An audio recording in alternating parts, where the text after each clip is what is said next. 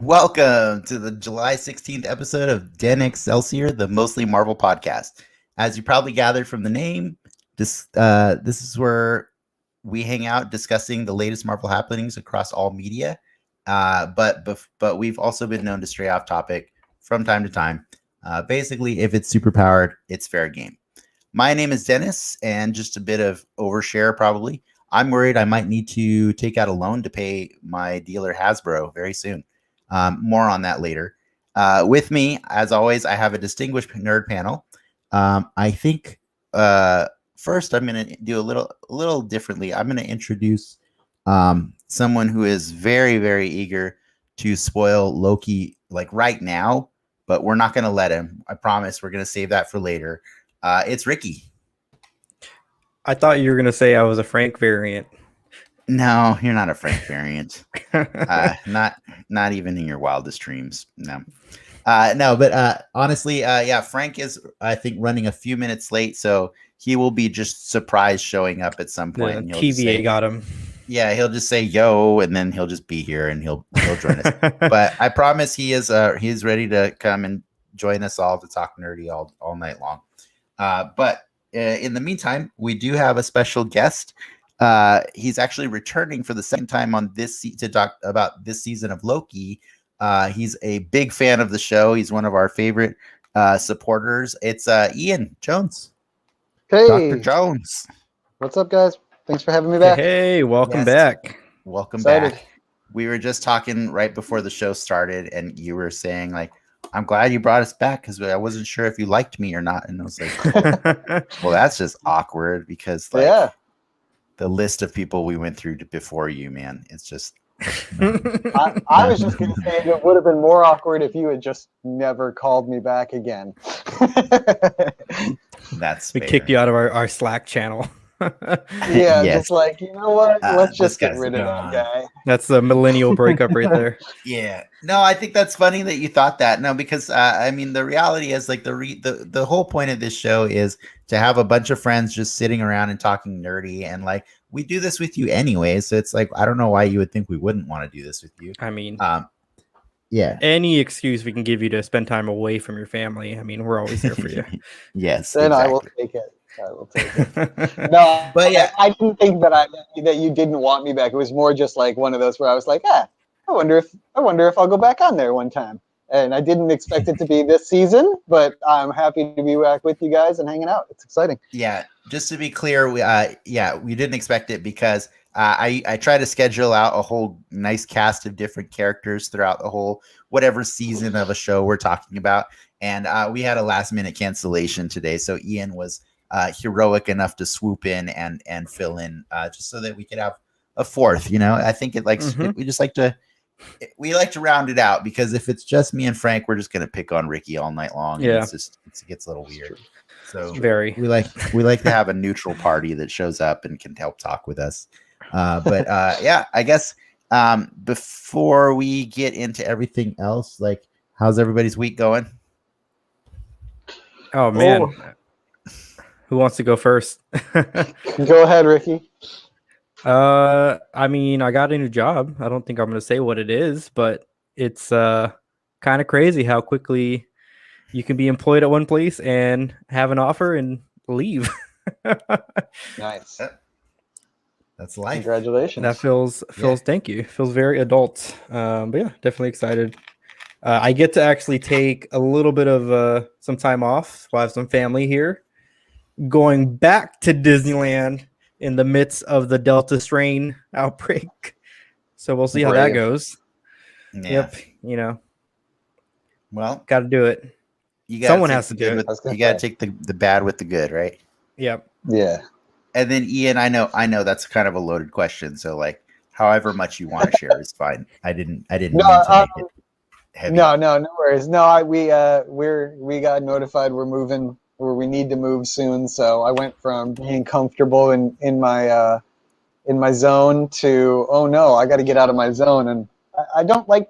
I'll be honest. I'm one of those guys that just doesn't necessarily like change. I know There with you. good things can come with change, but I am a comfort zone guy. I like my couch. I like my yard. I like my things. And when I know that has to go away or change, I'm like, I'm not quite ready for this. But Yeah. I do think it's going to be a positive, that there's going to be some reason at the end of this that I'm like, that was awesome. I got a new spot. Check me out, and it'll be worth it. So we'll see. We'll see. Feel you. I'm optimistic. Yeah. Did you do anything I just fun? don't want to adult. I don't really like adulting. No, adulting sucks. It's not. It's not. Fun. It's not great. It's not fun at all. But I mean, it's what we all have to do. True. Understood. Me, I think I don't know. I feel like the highlight of my week was being like as much off podcast discussion I've had about this episode of Loki, and I've had a lot of friends that just wanted to pick my brain, and it's like I probably should have been like, hey, if you want to know my opinion, you should just show up on Friday night, right? Like and subscribe our Patreon. Yeah, like and subscribe. Right? It was a lot of fun. It was a lot of fun ones. In all honesty, I had a lot to work through.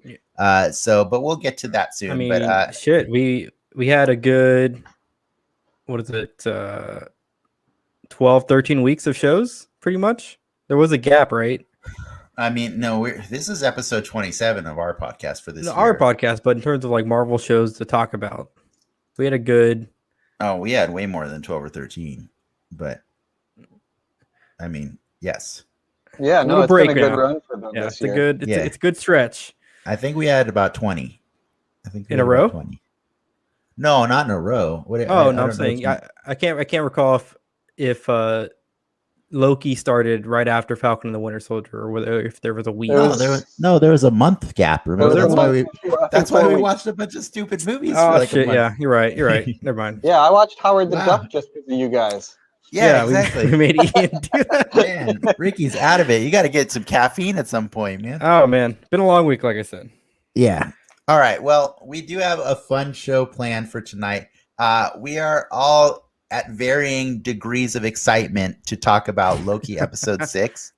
But before we dive into that, we've got some news and rumors to discuss. A brief chat on a nerd topic of Ricky's choosing this time around. And another round of multiverse bingo. I think the final round for Loki edition. As a reminder, this is also a chance for you, the audience, to pick our brains with any marvelous trivia or points of confusion that you may have. We'll be checking the comments throughout the show if you're watching us live or listening to us live. And even if you're not live, you can always comment in there. And I promise you, at least me or Frank or we'll jump in there and talk, because we like to just engage with anybody in the comments for sure. So feel free to leave comments even if you're not watching us live. And then for those that can't get enough of us, you can visit patreon.com/GenXmedia immediately after this broadcast ends for our live post show, The Soapbox, where we wind down and talk about the stuff that we didn't get to in the first 1.5 hours. You'd be surprised how much we continue to talk. Oh yeah, dude, we were 11:30 last week, man. It was pretty late. That was 3.5 hours of nerd discussions. It was pretty funny. But yeah, I was surprised because Lacey was like, yeah, I'll probably stay for like 10 minutes. And then next thing you know, Lindsay went to bed like around 10:30 or something like that. And, I had to dip. You had to dip, and it was just me, Lacey, and Frank for a little while, and it just kept going. But it is a lot of fun. It's a weird experience because it is just it's not necessarily exclusive to talking about Marvel stuff. We pretty unfiltered and uncut. Thank you. That's exactly what it is. So check it out. It's a cool thing, and it's fun. And if you again, that's another one where you can join us live in the chat and just shoot the shit with us. But I think with all that out of the way, Ricky, I think you got news for us. Yeah, let's do the news.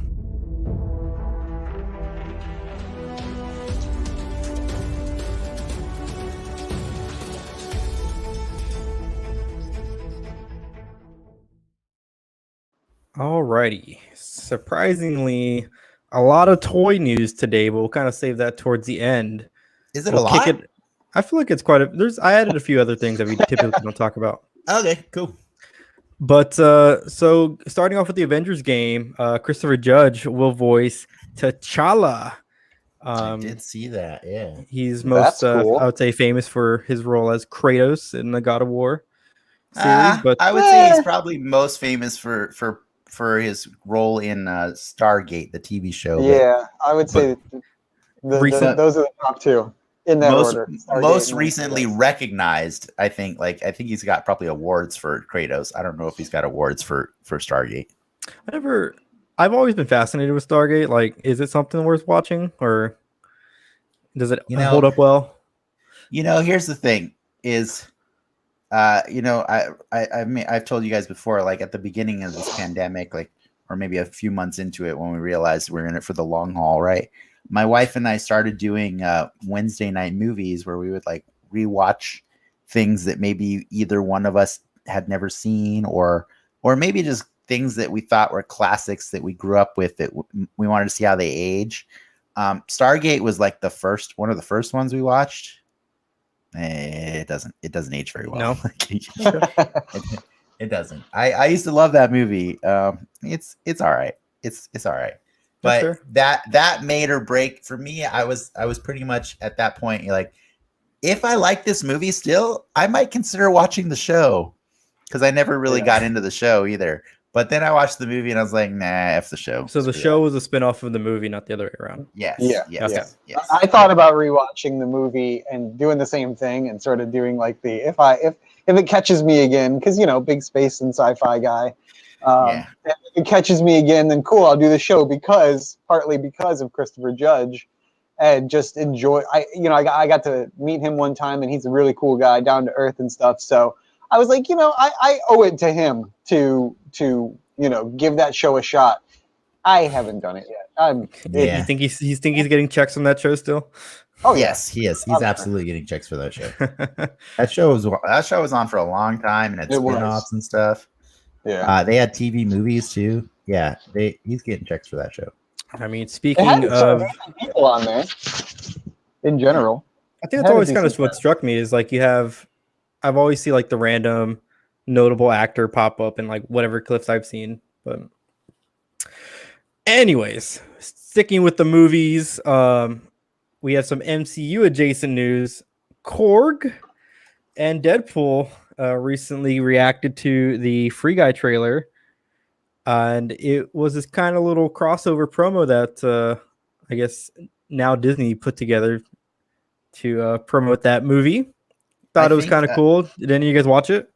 I did. I watched it actually multiple times because I found this to be a genius cross-promotional thing happening, because we know that Deadpool is officially going to be part of the MCU, but we know that also that like the timetable on that is very far.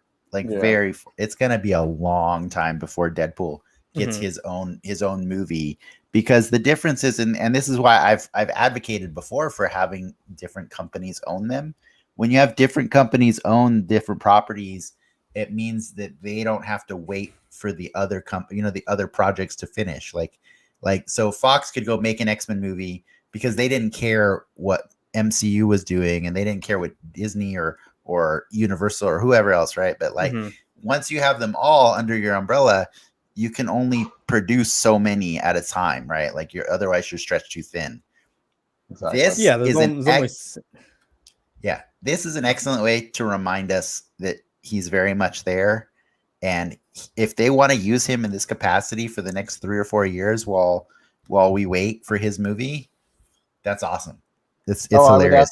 I'd be down for him being just the like trailer review, kind of side guy that's like essentially that, his character always is breaking the fourth wall in the comics and things anyway. Yeah. So it's great to have him be sort of outside of the universe, just breaking that wall every Mhm. every chance they get, just because he's funny. He's a great character. Ryan Reynolds does awesome with him, and why not have him comment on the universe before bringing him into it? Yeah. Or Yeah. I mean, I guess technically he's now into it. It's just before bringing him in Yeah. proper. And I think it helped that Free Guy also features Taika Waititi, and so like Yes, that was another they're big both thing. they're both hilarious people. They're both friends, so like this is just something that they put together, and like they obviously got Disney's permission. Yeah. But if you are watching this and have not seen Deadpool and Korg review the Free Guy trailer, highly recommend it. It's so silly, and It really is. I kind of consider it part of MCU canon now. I don't know. I kind of feel like Oh, go ahead. Sorry. I feel like Free Guy is officially a movie that's going to come out in the MCU. That's what happens if Ultron wins the Free Guy universe. Yeah, yeah. Yeah, I'm down for any Korg I can get. That character's Oh, yeah. great, and and that was a great way to sort of remind us that he's there and how hilarious he is. And it was a great spot, great way to segue those characters, like keep you remembering they're around, and also introduce this new IP that probably would do just fine without them, but now it's going to have that extra push behind it for sure. Yes, and then we have a Frank that just joined us. Any Ayo. thoughts on Deadpool and Korg reviewing the Free Guy trailer? That was cute. That was really cute. That was cute. Put it on the box. Yeah, Put it on the poster. Put that on the box. Put it on. Get that sticker out. Welcome to the show, Frank. Hey, thank you for having me. I hope we get. Okay. Based on our conversation earlier today, Frank, I didn't expect you to be late, but then as the clock got there, I was like, I think he's going to be late, guys. I wanted to stop off and get some food, but that took a lot longer than I was intending. And That's in fair. stopping off, when I got back on the freeway, there was an accident, so that stopped me even more. And I'm like, are you kidding me right now? Because I was on pace to be a little bit on time. I mean, you can get StreamYard on your phone. Just saying. Get fingered on my phone. Don't do it on the phone. Don't do I it get on fingered the on my phone. Nice. You can He get said it. StreamYard. He said. Oh, Put I said that phone both. in the cup holder. I can get Yes. I didn't know I can get StreamYard on my phone. That's cool. I'll do that next time. Well, we're just talking Yeah. news. I think we've just hit 2 items, so Ricky's going to keep moving with it. Moving on to some toy bits. A lot of toy stuff's kind of coming out. Partially, I would say it's Comic-Con adjacent news. Would you say? There's also, I think there's another festival. I don't know about all the ones that you're about to show. Honestly, I don't. This one was announced last year at last year's Comic-Con, and they're finally getting some photos. But Mondo's doing a 1/6 Wolverine figure based on the animated show. Oh, nice. And the big reason I popped this guy out because he comes with a pretty dope little accessory. So for all your memes. Yes. I remember this. Yeah, it's cool. I don't really love the Mondo figures because they're 1/6 scale and they like that cell shading look. And but I could see any diehard fans of that cartoon. Sure, it's pretty cool. It is cool, but it is nice to see that Wolverine comes with the little picture frame of Jean and Scott, a sculpted hand. Yeah, and a hand just to hold the frame. And is there a box of tissue and a bottle of Lubriderm anywhere nearby? I don't see those in the accessories. Oh, I'm sure you can. I was just thinking for your figure photo fights that you do. I can't wait to see anything but Scott and Jean in that frame. Oh yeah, I've definitely seen other people. That meme has been done a lot in figure photos, so that's probably why I've never touched it. Oh, nice. We'll see. That's a cool figure. On to some Hot Toys action. We have this Doctor Strange concept figure based on some concept art from Endgame, and this thing's pretty dope. Wow. There's some Endgame concept art where he is wearing the Mark 85 armor. That's not 85. That's Mark 50. Mark 50 armor, and it kind of has these little runes embedded into it. Oh wait, it might be 85. It might be. Yeah. No, that's not 85. Yeah. That's not 85. Because 85 has gold arms and it. Yeah, this is. It's just an Iron War. Man suit. It looks. Oh, that's it. Yes, the Infinity War. That's Mark 50. Yeah. Yeah, that's the 50. That's pretty cool. But yeah, I like that. I mean, it's cool that That's they got the likeness for like a concept art photo, you know. Yeah. Or I like that the eye is the chest piece. That's Mhm. pretty neat. Yeah, the arc Nice reactor is the cool Eye of Agamotto. That's pretty Yeah, that's a nice and touch. then cool. Yeah. sticking with the Hot Toys action, they also released their No Way Home suit. no. So a little spoilery. It's just a suit. Ian, Spoilers. cover your eyes, Ian. Cover your eyes. You don't want to see the suit. I've already seen some spoilers. We're good here. I don't All care. right. Yeah, okay. All right. But just kind of a closer look at the suit from the movie. La, la, la, la, la. You know, the only thing I don't like about this suit is I don't like the red. Like, Yeah, I feel can like see that. if you're gonna call it a black and gold suit, Mhm. why do you have the tiniest bit of red in there too? Like it's not even consistent throughout the suit, Spider-Man. right? It's not on the feet. It's only on the arms, and that's what Well- makes it weird to Well, me. that's is what I wanted to normally- bring up because this is what the Legend figures look like, and a lot of people are like, "That looks kind of funky. It's probably a misprint." Usually, Hot Toys is a little bit more consistent with their runs of figures, so to see it here, I don't think it's a misprint. I just think it's a weird choice stylistically, but I'll wait for sure until the movie comes out to actually like really judge it. It reminds just- me of the Captain Universe suit that we were talking about, how it has that stupid The tiny bit of red. Yeah, you know what? There's For some like reason, some magical for some reason I elements in there, too. like that. That's what's weird about it.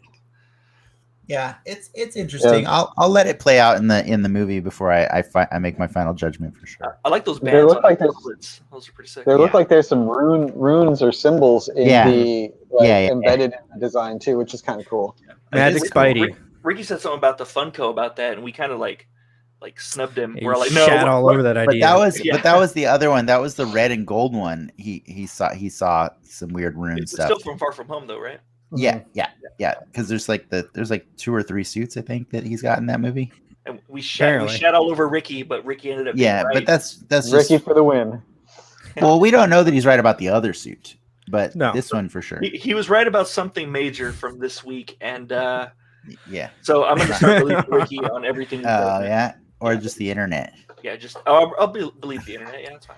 Oh, you know what? I totally forgot about this because I just About- bought it as soon as they announced About this this thing on beefcake? Monday. Oh, I mean, he's so good. The retro collection, like retro carded, like greased up, almost fully naked, classic Hercules. Oh man, this figure looks great. He's a fan channel exclusive. He went out for pre-order on Monday. I bought him so fast. I just kind of even forgot that this thing came out this week because like it was like an instant buy for me as soon as I saw Pride him. Fest Hercules. Wow, you don't gotta Whoa. judge. Wow. You don't gotta judge. I'm just saying. Don't judge like that. That's a costume right there. That's not. That's an authentic Hercules That is. Greek demigod costume right there. Who's the MCU star that you want to see in that outfit? Scarlett Johansson.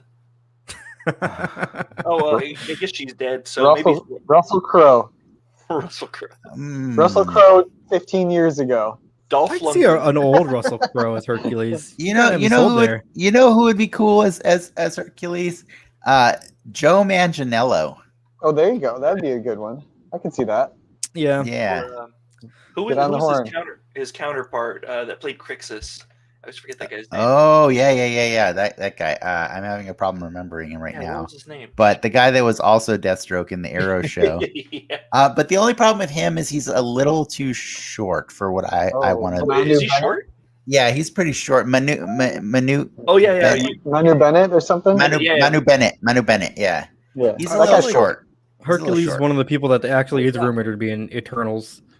Because he would kind of fit right in to what apparently they're doing in there. If Do you think he's in if there, Ricky? What was that? Do you think he's in Eternals, Ricky? Frank only cares what Ricky I'll thinks. put it about a 40%. 40%. You heard it here, folks. Mm-hmm. Yeah, there you go. I would expect very much for we talked the other day, like a week or two ago, about rumors of a Tigra showing up. We already know Moon Knight's showing up. You got to have it. Hercules has to show up eventually, especially because Black Knight's showing up in the Eternals. If you want to fill out that nice B team Avengers, which you kind of have to now that you don't have a Cap or Iron Man. Yeah, you lost your A and B team. Yeah, you kind of lost some heavy hitters.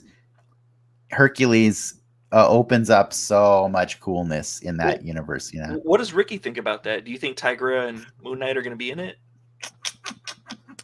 I mean, Moon Knight's coming. Dude got a you show. go. He got a series run. It's officially confirmed here first on Den Excelsior. Moon Knight. We just greenlit it. It's Ricky, the prophet of the MCU, has spoken. All right, keep going. Keep going. I know what you're showing next. Last bit of news. Take us home, Dennis. You know, I'm gonna be honest, guys.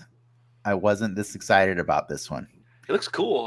I think it really does. Cool. It does look cool, and I will tell you why I'm not excited, but I am still somewhat excited. HasLab. So Hasbro does a kind of like a Kickstarter style crowdfunding thing, and they do it with their various properties. And the first HasLab ever was started last year. It was a Marvel Sentinel. It was about 26 inches tall. This is their second one announced today. It is Galactus. He is 32 inches tall. Oh, wow. And he comes with 3 faceplates. One that's very stoic, one that's very angry, and then one that kind of looks like he did when he was in Marvel Zombies. And he's got light up, LED functions and articulated finger. He's got like 70 points of articulation. He's pretty nuts. He's pretty crazy. And they're asking $400 for him. And they have to reach a crowdfunding goal of 14,000 orders in 45 days. Now, I want to just clarify something because I feel like they don't quite know. They haven't quite figured this thing out yet for how to do this crowdfunding, because last year when they did the Sentinel, a Sentinel. I just want to be clear. You need more than one. You don't just get one Sentinel. Yes, that's like true. If you want to be cool with the Sentinels, you get like multiple Sentinels, right? They set their goal last year at 6,000 for Sentinels. Oh wow, dude! They hit 6,000 in 26 hours. Because they made like at least 3 of them. Exactly. At least 3. That campaign went for another 44 days, where it capped out at like 21,000 orders of Sentinels. It was impressive, right? But they kept doing unlocks. They kept showing you, hey, if we reach this many, we'll give you this, and they just kept throwing shit in there. And we're like, guys, you don't even have to throw shit in there. We're gonna buy multiple Sentinels. I feel like they've done this one all wrong, and they've based it off of the success of the Sentinel. And they're like, man, you know what? The Sentinel did so good. We should set this goal at 14,000. And guess what, guys? We're about 12 hours in, and they have not even reached the halfway mark. Not even close. I have it up right now. They have 5,600 basically. Yeah, I'm confident they'll still hit it in 45 days. Yeah. But like the momentum has already slowed down a lot, and they're charging $50 more than they did for the Sentinel. And he's bigger. You got to pay for that. But you got to remember though, when Galactus is taller than something, you don't measure at the head, you measure at the shoulder. Because that head is stupid, right? Like, it's true. Like I read the funniest like threads today. Like somebody was saying, I gotta remember to next time I'm getting my license renewed, wear a hat so that they'll mark me as taller. You know what I mean? Like, because that's how they do. Like everybody knew as soon as they started rumors that they were gonna announce Galactus. It's like, dude, all they have to do is make him like a legit inch taller than the Sentinel. But he's still going to be the tallest Marvel legend ever made, And so that head accounts for about 4 of those extra inches on the Sentinel. It's true, but I mean, if you look at $10 per inch, and they throw in an extra 1 inch for good measure. I'm telling you, helmet. Like the lights in the helmet, I think is a really cool touch with the eyes. I charge way more than $10 per inch. I like to throw in a good inch for good measure. Yeah, exactly. No, but the other thing I have a weird issue with this figure is like Frank, is there an official scale for Galactus? Like, No. what is the correct size for I don't. Galactus? I think they've said it, but like, comics have always broken that rule. Like, it doesn't matter. He's a shape I'm shifter. surprised, He like- goes big and small. You know. Ian might know. Like 5 years ago, they made these like giant, I'll like look it up. 3 foot, like Superman or Superman, Batman figures. There was like a Stormtrooper. There were a few other Marvel properties. Like they were more just basically like little statues, but they did have some articulation. Like they should just make one of those for Galactus. Like, give me the big ass Galactus with shitty articulation. Like, would you rather have that than this? I don't know whether I would rather have a Halloween costume that I can just put on, and that's my Galactus with my toys. Like that's because that's the scale. That's the correct scale. Closer. So I mean, if you MarvelFandom.com says he's 28.9 feet, I think. Yeah, Yeah. I know. And so But- even but this is wrong, right? No, Even well, this is wrong. it says in parentheses variable. Right, it's variable. But like, why did they just shoot for 29 then? I don't know. It's Right. it's a 1/12 scale figure, so they like it's 1 foot equals 1 inch. So I'm not super mad about the size, by the way. I'm just like, he's not that much bigger than a Sentinel, and that's kind of weird. The details are pretty cool though. The details in are this image, with the comparison to the 6-inch figure, the Reed Richards, yeah. yeah, I like the fact that if you could basically take Galactus's articulated hand and literally wrap it around a character that's that size, so you could do some cool poses and cool like stuff for photography and stuff with that. It's true, and you can, but like my argument, like last year, because I had all this argument with lots of fans that were mad because Galactus would never be in scale, is if you want a cool picture of Galactus, go and take a separate picture of him across a cool background, and then put that on a big screen TV and blow him up as big as you want, and then that's what you got. You know, you don't. That's what you did too. Yeah, and that's what I did. I made him a billion times bigger than he really was. So like that's all you have to do. Like so it doesn't really I don't really care. I don't need a bigger one. And so like I'm honestly I know this is surprising. I have not paid for this thing yet. I'm actually just waiting to see already. Nah, I haven't bought it yet because wait for the next pay period. I'm not excited. I'm not excited about this thing yet. So I'm waiting to see what unlocks. But I think I'm gonna have to wait a while because it's tapered off a lot already. I mean, don't tell me you're not gonna buy it. I'm not telling you I'm not gonna buy it. I'm telling you I have not bought it. Well, what if they do a Galactiverse into the Galactiverse? Then are you gonna buy 3? I'll buy 5. Okay, Yeah. 5. I'll buy 5. Yeah, you need one statue for each faceplate. So I want Penny Galactus. They and, definitely were Galactus more. In the live stream today, they were definitely trying to play that angle. They're like, "Hey guys, don't you want 3 so that you could display each faceplate differently at the same time?" And I'm like, "No, No. that's stupid. Like that's No, but I don't want that. We'll see. They had some really cool incentive like bonus unlockables for the Sentinel. They actually included exclusive figures. Like they had a Bastion figure, and then they had an Omega Sentinel, a female Omega has Sentinel. it been a year since the Sentinel? No, it's been about 10 months.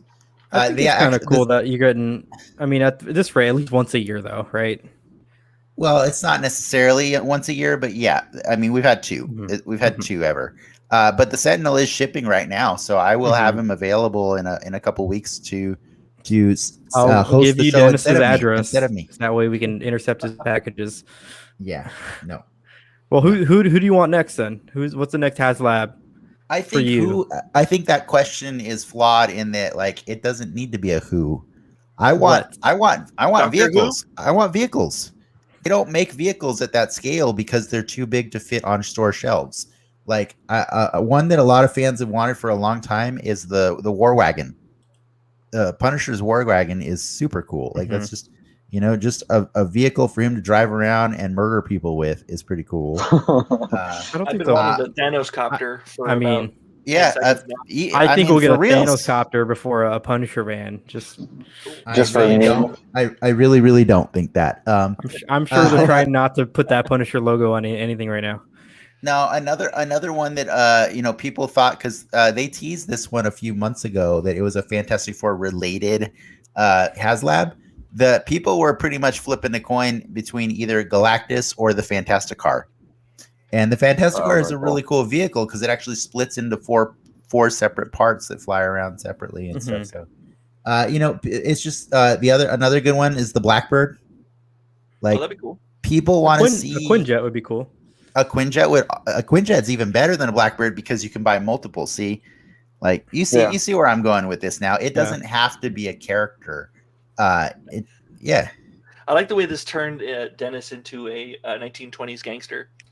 Yeah, it can be a Blackbird chain. You see, now you see. Yeah, now you see. Yeah. We just need a Quinjet and a pogo plane, and severe lack of Galactus, Shane.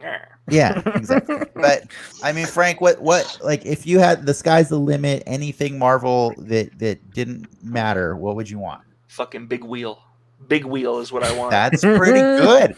That's pretty good. That would not get enough people to back it, but I like it. There would be two people. Yeah, Dennis and Frank.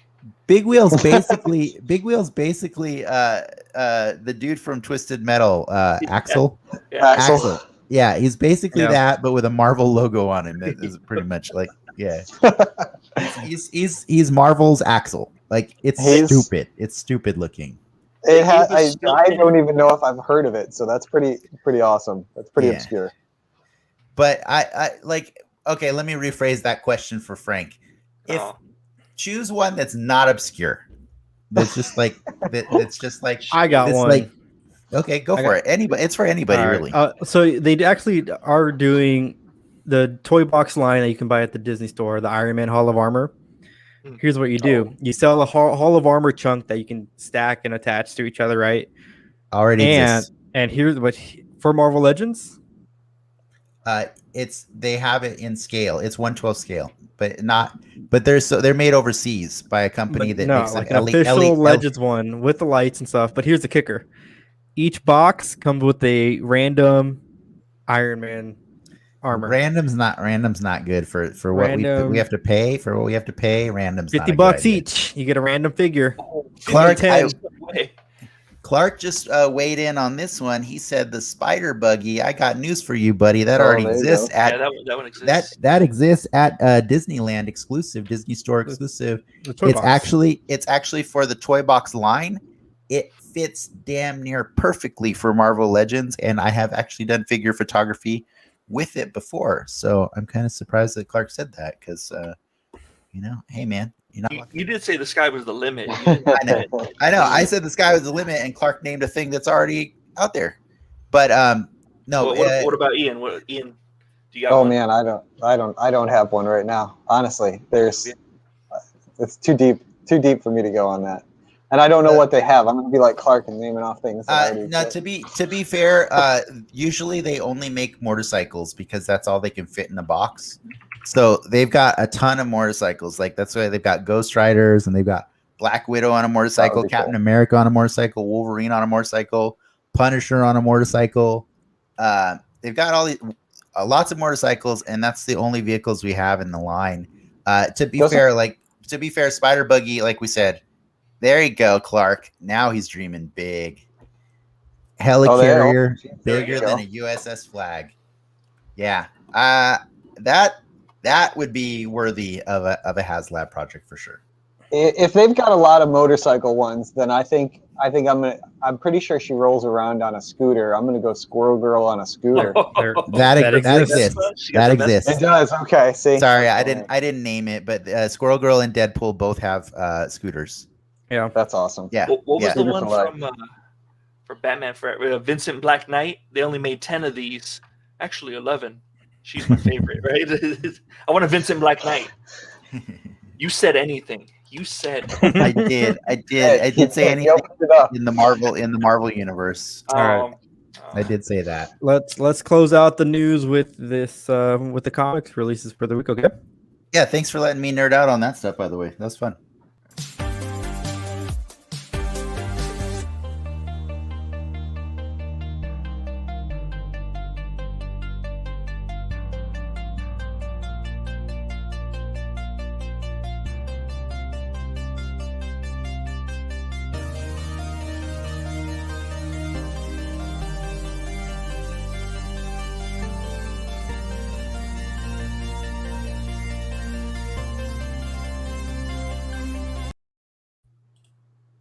Oh, the music cuts off in such Oh. a tease way, doesn't it?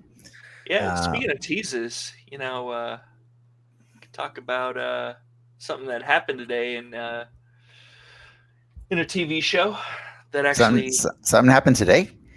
something that happened this week in the TV show. I'm tired, man. I'm tired. I was Yeah, trying to make a segue, but then you like shat you all over. you are tired, but we're not quite there. We're not quite there yet. But Shat Frank- all over my segue. Frank, really quick, was there any comics that stood out to you in that list that we just showed?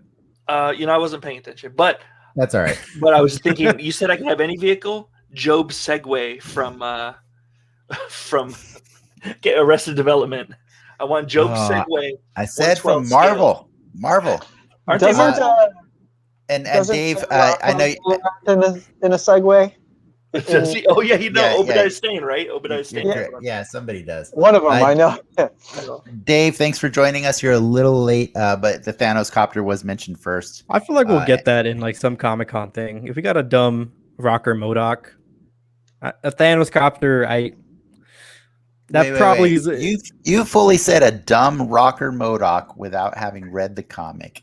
This is why we're reading Next Wave next week. Because you judge things without knowing anything about them. dumb rocker MODOK. Also, he's not a Double dumb down. rocker MODOK. He's a dumb Elvis MODOK, fool. Yeah. There's a big Yeah. difference. Elvis doesn't rock, he rolls. Yeah, exactly. King of Rock. Swing back. And anyways, I think there's a giant size difference between a MODOK and a helicopter. I'm just saying. Nah, they're both big. But anyways, why don't we, Frank? I know you want to get to the thing, but let's before we do that, we do have question of the week that we can open up to all of us. I think this was just a fun one that Ricky came up with since Loki's over now. What upcoming Marvel show are you most excited for and why? And this is for everybody in the audience as well. But I say we start with our guest, Ian. Let us know. I think that I'm looking forward to the What If series just because I do think that it's going to be ripe for some interesting stories, and there's some cool stuff that you got Chadwick Boseman voicing Black Panther for the last time and things like that are really cool. So I'm super excited for that. But I honestly think that out of the series that I know are coming, Moon Knight is the one that I'm actually most excited Right for. there with you. I always like characters that are a little off, and Moon Knight is a little insane, and I like that, and I like Oscar Isaac, so I feel like it's going to probably be a pretty solid series. I think that's going to have some good heat to it. The Oscar Isaac, it's what makes that my most exciting upcoming show, because that's a pretty big talent to get locked in for a show, superhero show. The fact that they're willing to do it. Yes. Frank, what about you? Just What If. That's always been a favorite of mine ever since I started reading comics, because it would just kind of go off book, and this one seems like the format's different because it's going off the established movie universe, which is just as cool as going off book to me. So Yeah. I appreciate that. I feel like if we get. Sorry, what were you going to say, Ricky?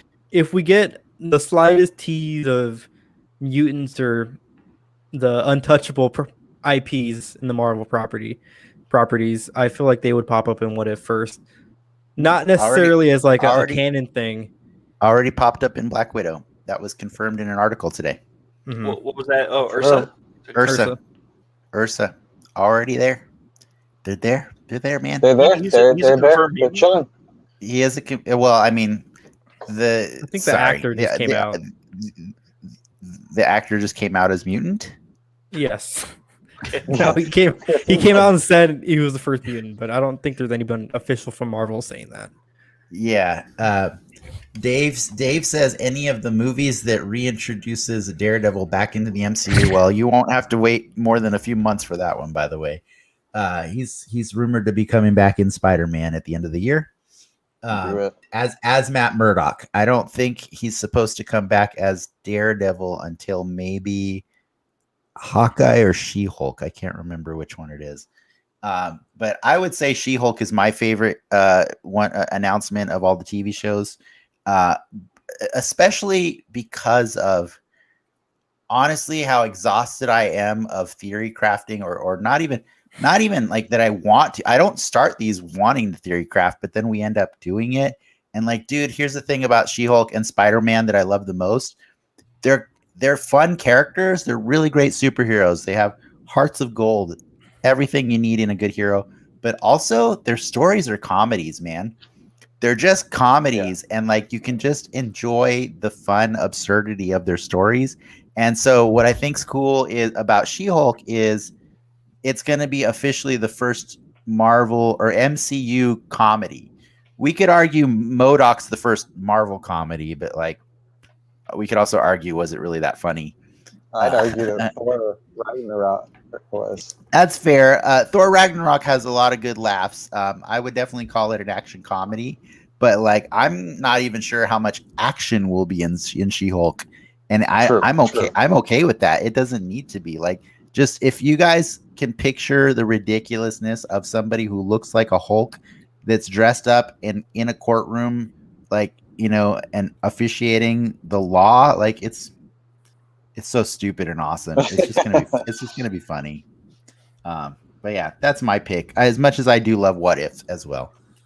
But okay, with that said, since I was kind of ragging on Loki and all the other ones for a second, I think we should probably just get into the Loki stuff. But I think the first part of the Loki thing we're gonna do is talk about the bingo spoilers right now. Spoiler warning. We're doing this, guys. We're spoiling Loki. Let's go, Rick.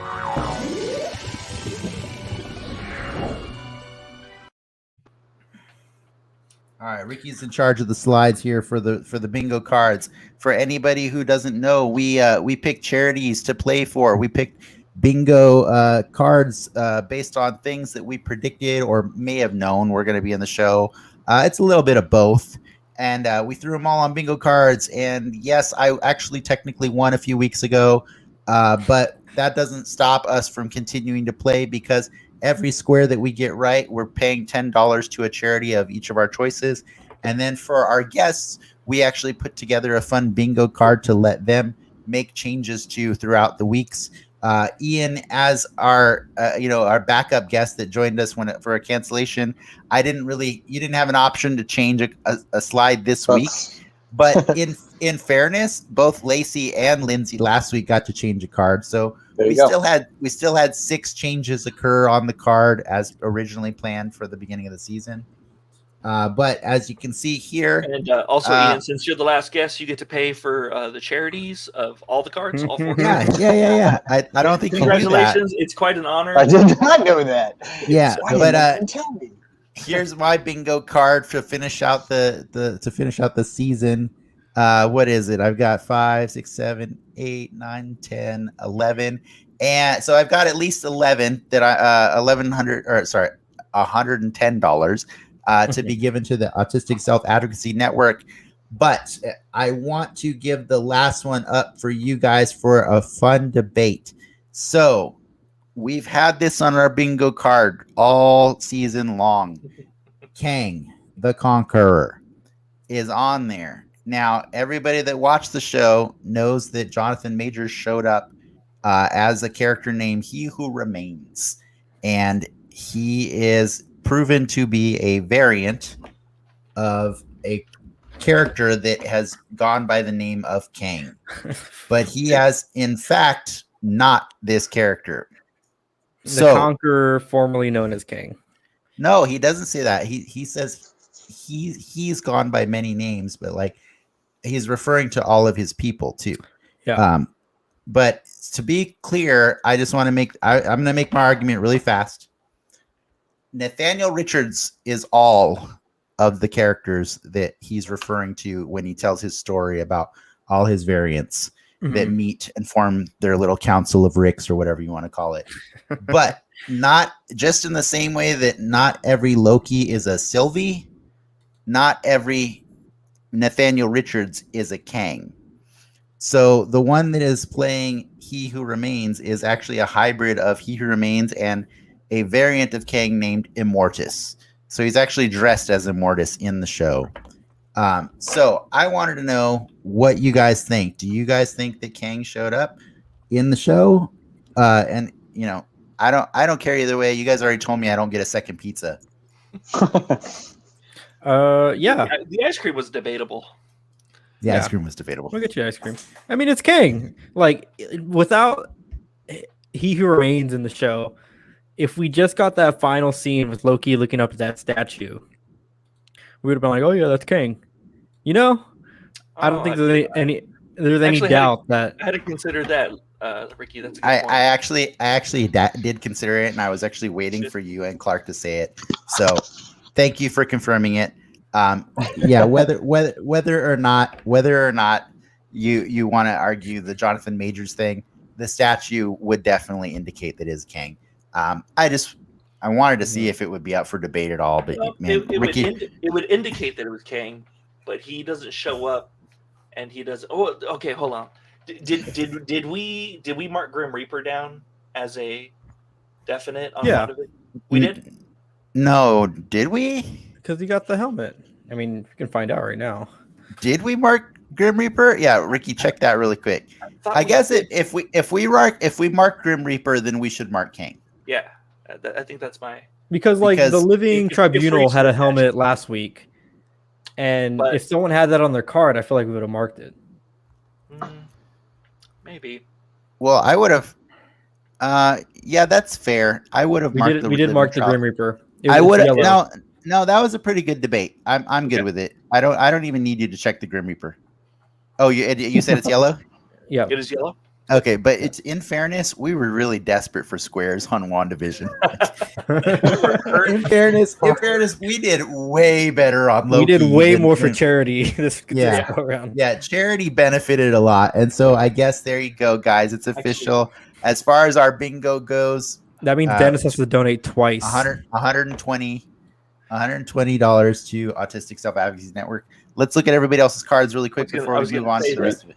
The AFSP actually donated money to me for WandaVision's poor showing. Frank, I don't think you had any new ones this week, unless I'm wrong here, or maybe no. I think that's you're it. right. You're right. No, that was it. Mephisto. Frank, you also had 12, and Rick and Frank did. We wanted to put up his charity really quick, or no? Ricky's like, screw that. We're just moving on. National Alliance to End Homelessness, endhomelessness.org. So 120 from Frank for that one. Ricky, what's yours? Big Brothers Big Sisters of San Diego County. All right. So here's another one up for debate, guys. Based on everything I read from the comics, the House of Ideas is the central citadel or home or whatever you want to call it, where all stories flow from. Through all, it's the core of all reality. I feel like that's what that place was, but like it's up for you guys to debate. What do you guys think? Like that's like the time stream was definitely flowing from around that place. Yeah, it seemed to be visually. I guess it seemed like a good proxy for it. It just it wasn't one for one. Yeah, you gotta love the fact that Ricky, the person we're arguing for his charity, was like, I don't think so, because I don't want to pay these people an extra $10. Ricky, you're the one that's supposed to be defending this freaking card. I didn't do research into it, to be honest. But the little research that I did, it struck me more as Kang has a castle, if I'm not mistaken, right? And I don't know the name, but it felt more like that. But that wasn't Kang, dude. Castle Von Kang. Yeah. On Candy Kang Lane. Yeah. Oh, okay. So you're gonna fight against it, Ricky? I mean, I'm just saying. You just said if you saw the Living Tribunal, we would have marked it. Yeah, but that was more like you know what that is. Yeah, we saw a house. We didn't see that could be any house at the end of time. We saw a house at the end of time that existed outside of reality. No, there's many houses at the end of time, so I mean that's just one more. The real estate out there is pretty cheap, so it's pretty good market right now.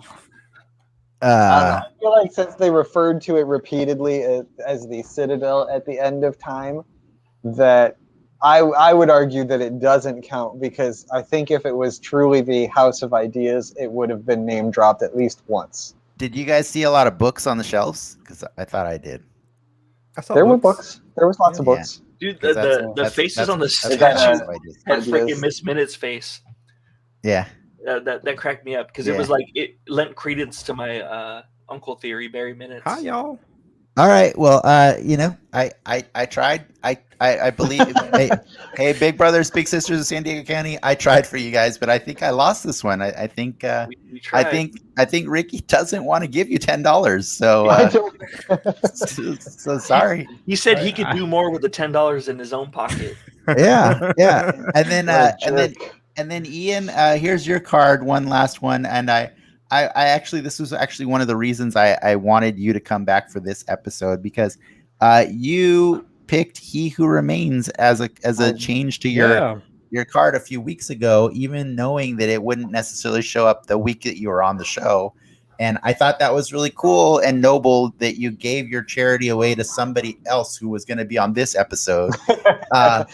And then it's not so noble now because you're just back. You know? So like, no, I'm back to steal the glory. yeah.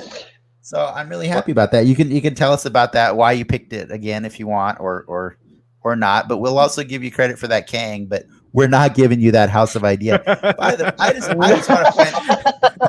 just want to point out, like, I played a good game of bingo this time around.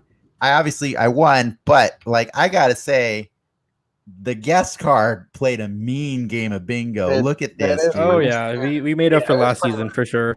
We made up for last season big time. Yeah. Yeah. Where's his charity, by the way? Ricky, throw that up on the screen. You know, Bam. There it is. Children with hair loss. The House of Ideas did have a bunch of statues inside of it, as well as books. So I feel like if it wasn't name dropped, it at least spiritually embodies the square, the intent behind the square. It's a domicile, even though it was called a citadel. It's a domicile of some sort at the end of time. I'd allow it. It's for charity. I'll allow it. I'm not the one. I'm not trying to defend against it. I just don't know. You kind of were actually. You were the one that and we were like, this is awkward because it's your card. So like, I don't really want to help you defend against the homeless or the big brothers and stuff like that. But and the other thing is that it has links to Loki in general. Yeah. Just to be clear, Clark has also heard other bloggers call it the House of Ideas. I'm going to say, as the one guy in this group of 4 people that freaking went to the trouble of reading 5 issues of Avengers last week to know what the hell the House of Ideas was, guys, it was the House of Ideas. Okay, then call it. Call it. I like. My name's not on the show. You have authority. I respect the democratic process, though, and that's what I'm saying. Like, storm the Capitol. I second Dennis on this. It's a go. It's a go. Make it a go. Good. All right, Ricky, you owe 10 extra bucks, and Ian, I think that puts you at 14. Is it 14?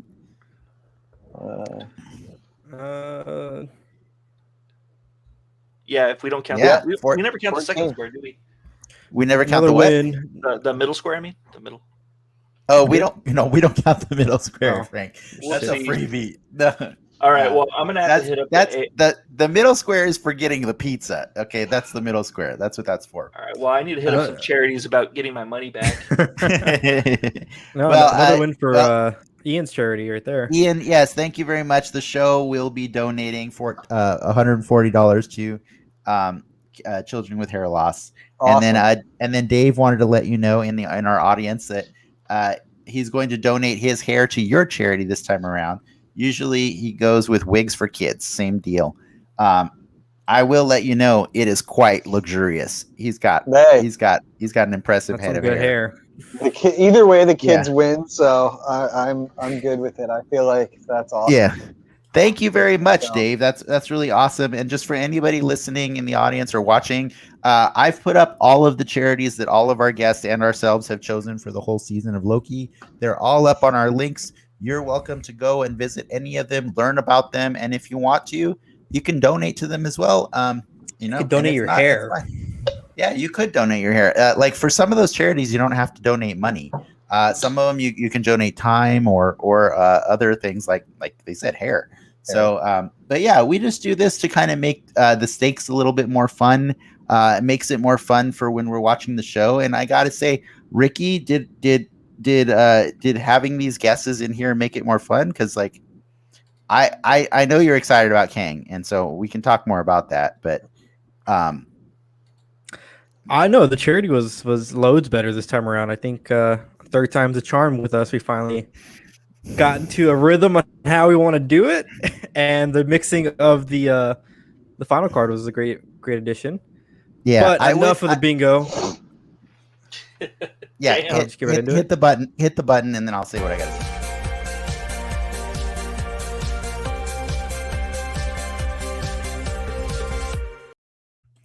All right, it's time to talk about Loki, but I did have one follow-up thing to say. I mean, to continue talking about Loki. We've already been talking about it for about 10 minutes.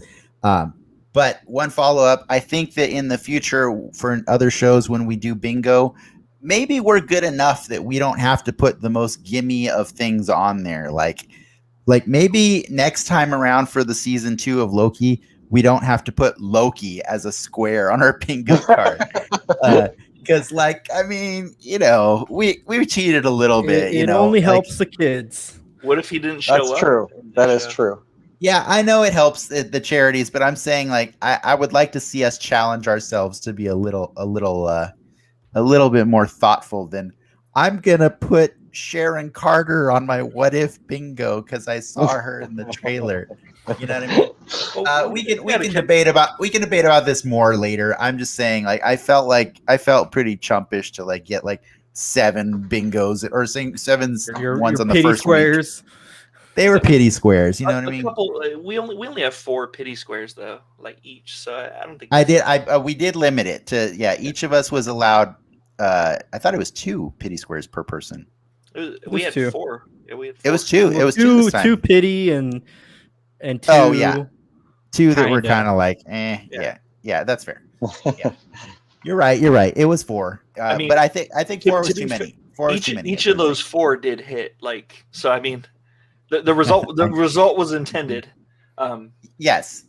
But how could they not hit? We saw them in the trailers. You know what I mean? Like, yeah. Well, we didn't see King Loki. King Loki was in the trailers, and he wasn't in the show. That's apparently the deleted scene with Throg. FYI. Oh, you're right. That is fair. The deleted scene with Throg. But you know, I didn't put King Loki in. King Loki wasn't in that category. I had him over in like. No, I'm just saying. But you use the trailer as a measure for Loki's.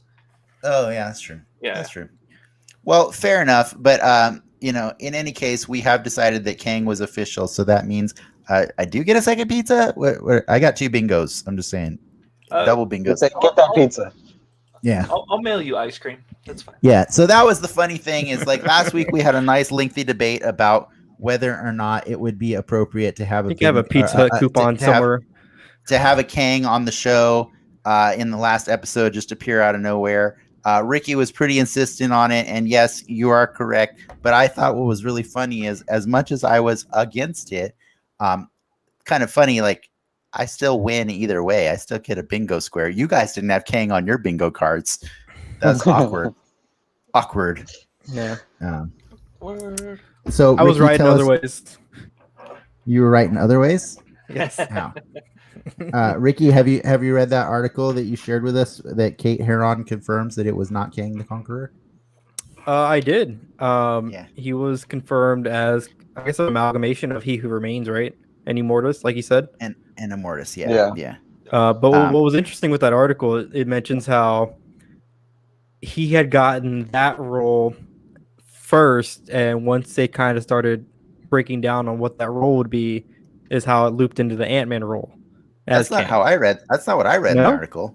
No, it was the reverse. I read the article as they brought Kate Herron in on the audition for Ant-Man and the Wasp, and she was like, "Why am I here in this? That's weird that I'm here in this thing." And so when they were auditioning him, I guess they had already written the character of He Who Remains in the story, but much like they wrote Civil War, 2 versions of it, one with, one without Spider-Man. I think they wrote a version of the show where He Who Remains was not a Kang variant. And so when they saw him in the audition for Ant-Man and the Wasp, they were like, "Okay, you're going in this show first. You have to go. You have to go in this show first." So that's so he was so when he was cast for both projects at the same time, but knowing that he would appear first in this show. Well, I think we're getting a little ahead of ourselves. Well, we got to do the recap first. Oh yeah, I suppose we could. I mean, we've already been talking about the show for so long, but I mean, there's not much to recap. yeah, I can recap. Thor. Oh, sorry. I mean, Frank called it last week, right? He said if we get a Kang episode, it would be an episode about Kang or a Kang variant. But you are right. Let's do our due diligence, and I'll give you your quick recap just so we can officially say this.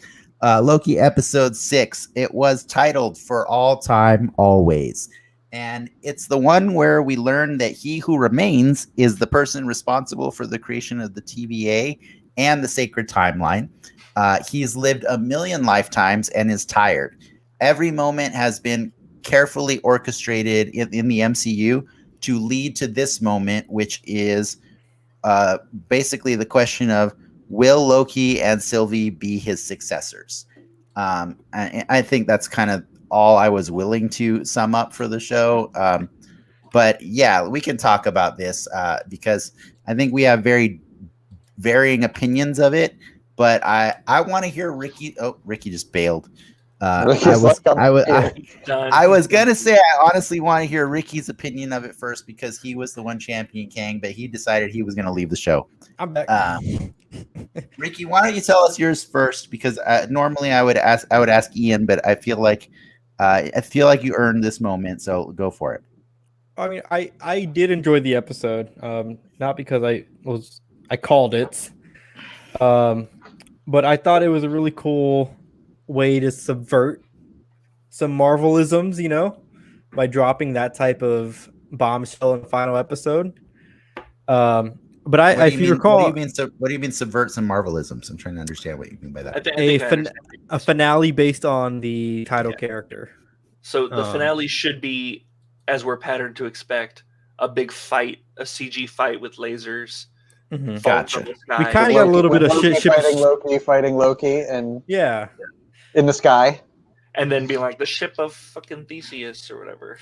Well, it's a little bit of shit with Theseus, but I got it wrong in our predictions. I think around episode 2, I had mentioned I thought the big bad would end up being a Kang trying to make sure that the universe where he wins would be the one that survives, but it was kind of the inverse. It's an Immortus preventing the Kangs from coming in. And I really thought, as they call it, the gambit that Immortus presented to the Lokis was a really cool juxtaposition for them. And personally, I felt satisfied with how Loki's arc ended with that story, because he essentially denied all encompassing power for the cause of the greater good, which is kind of where he was at in the MCU, the original timeline. So I was very happy with getting his closure a little bit. Wait, clarify this, because Loki was the one that was actually willing to take the all-encompassing power to preserve the MCU. It was Sylvie that rejected it. But in service of a greater good, though. Once he saw Kang, he just turned the shit off. Like he was. I saw all I needed to see. I'm over. I'm done with this. I don't care what happens at the end. I'll make this shit up on the podcast as we go. In service of a greater good. No, but yes, Loki. But it's still the throne, though. It's Loki was choosing the power. Yes, you can argue that he was choosing to do it for altruistic purposes, but he was making the choice against chaos, which is kind of weird for a Loki, right? Like I don't know. Ian, tell us what you think about this one, because I don't want to just keep arguing with Ricky. No, we're fine. Like, Ian, let's get some popcorn real quick. Yeah. You guys just go for it. Just do your thing.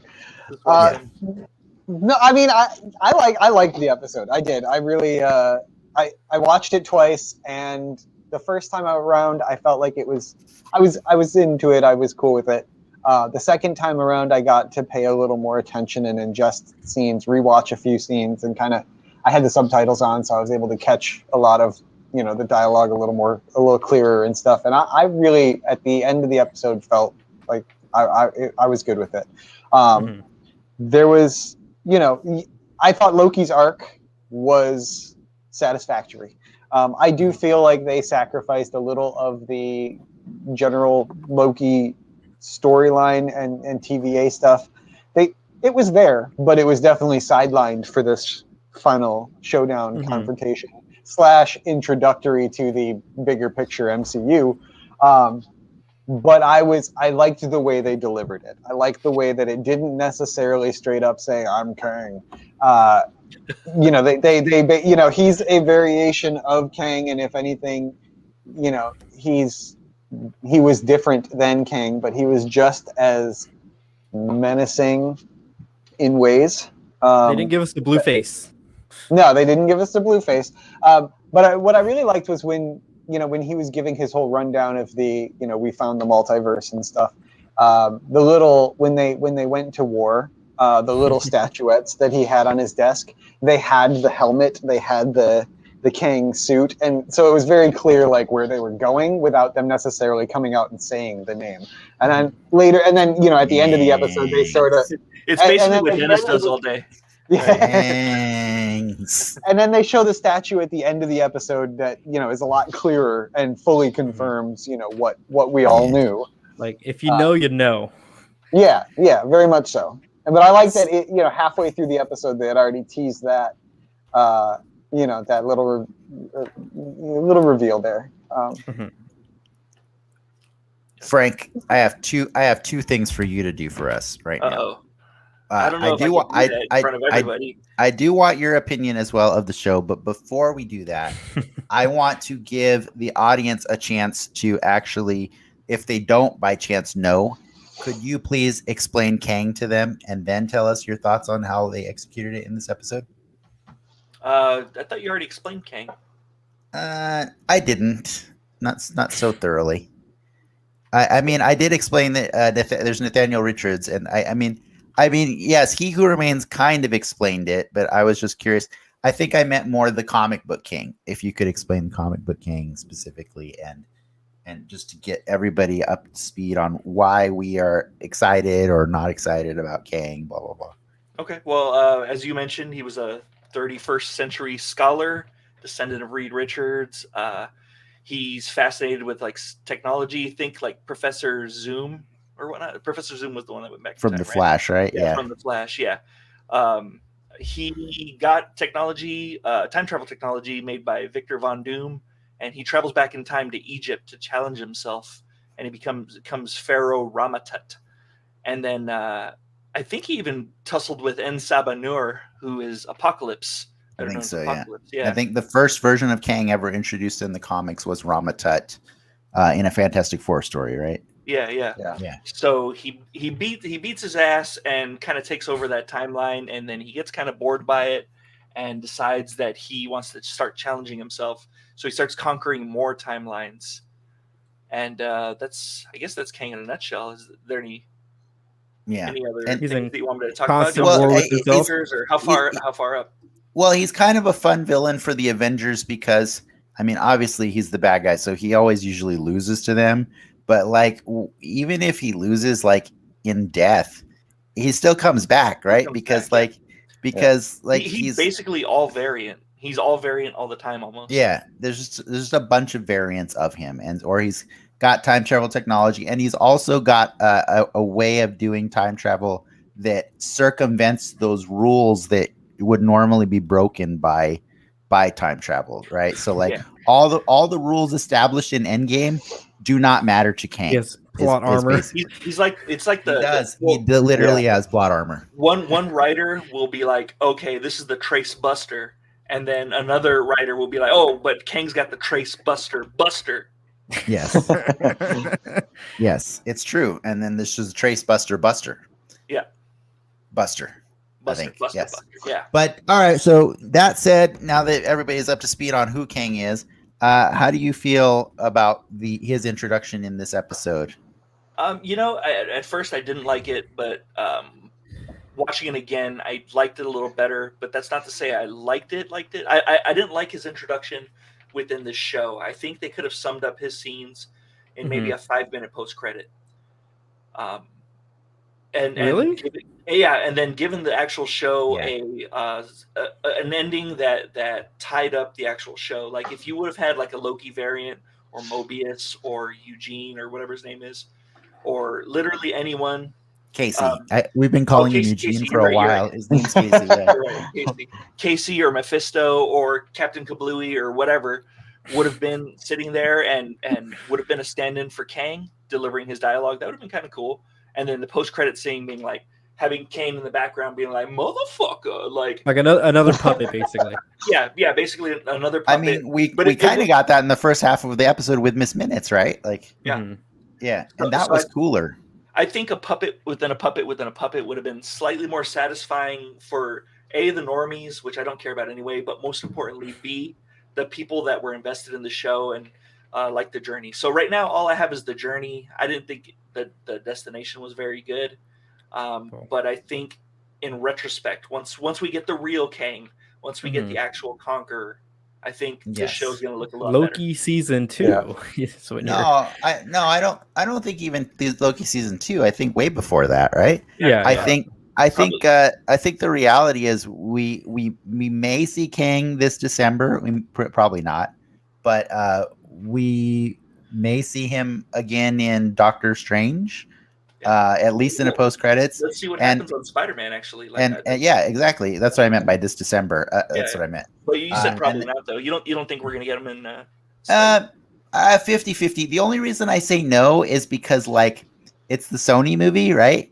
And Marvel likes to like just like hold a lot of the things that they value away from the Spider-Man movies and just give the Spider-Man movies what they need to work. You know what I mean? But like they don't ever give them more than they need. They're like, oh, you can have an Iron Man, but that's all you get for this one. You know what I mean? Like I mean, seriously, if you think about like what the first Spider-Man movie, like it ends with him in the Avengers like headquarters and the Quinjet takes off. And I'm like, well, who was in the freaking Quinjet? Like everybody else, like because they're like we're not gonna let them be anywhere near Spider-Man. You know what I mean? So like that's my only argument for why I think it's a weird business thing, right? It's not like it's not that I don't think that he would work perfectly as a post credits thing or something somewhere in the middle of that story. It's a weird jokey kind of business reason. I don't think we'll see him there. Well, they gave Spider-Man. They gave Spider-Man the multiverse in the last movie and then took it away in the same movie. Yeah, no, I know they did. Yeah, but they've been incrementally giving us multiverse. They're like a magician mentalist that knows what we're gonna pick because they've been kind of giving us words here and there, and those words have been they've been nonsense words, and then all of a sudden, bam.